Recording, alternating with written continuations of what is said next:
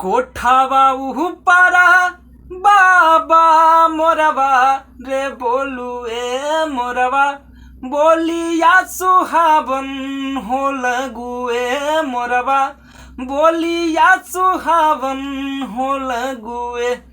आजू कह रतिया बाबा जागल हो रही है आजू घरवा चोरिया हो जाई है आजू घरवा चोरिया हो जाई है।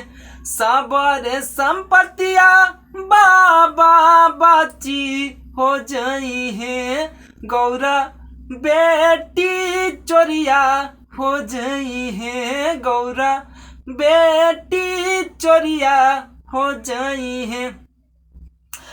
दुआरा पर हो बेटी चौकीदारवा हो रखवे अंगना में हो सिपहिया हो रखवे अंगना में हो सिपहिया हो रखवे।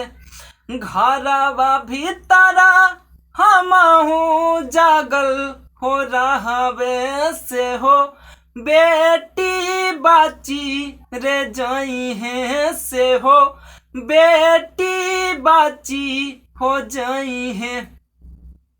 दुआरा के चौकीदारवा बाबा सूती हो जाई है अंगना के हो नीरा भेदा रे होई है अंगना के हो नीरा भेदा रे होई है।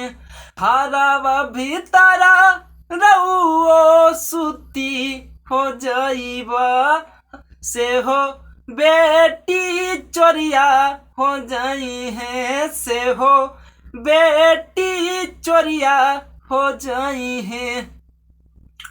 कोठावा ऊपरा बाबा मोरवा रे बोलू ए मोरवा बोलिया सुहावन हो लगुए मोरवा बोलिया सुहावन हो लगुए। भैया नमस्कार प्रणाम, हम भोजपुरी मगही गायक आशीष कुमार रउआ सभी तमाम भोजपुरी मगही श्रोता सुन भैया समाज के भैया पैर छू के प्रणाम करत तानी और जितना भी वीडियो के देख रहा बने भैया सबके पैर छू के प्रणाम बा। भैया अगर वीडियो अच्छा लगल हो तो प्लीज वीडियो के लाइक करे जा वीडियो तुम शेयर कर दे भैया धंधना के रउआ लोग के शेयर करे के बाद हम शेयर करे एकदम धंधना के भैया। अगर अच्छा लगल हो वीडियो तो प्लीज चैनल के सब्सक्राइब कर लो।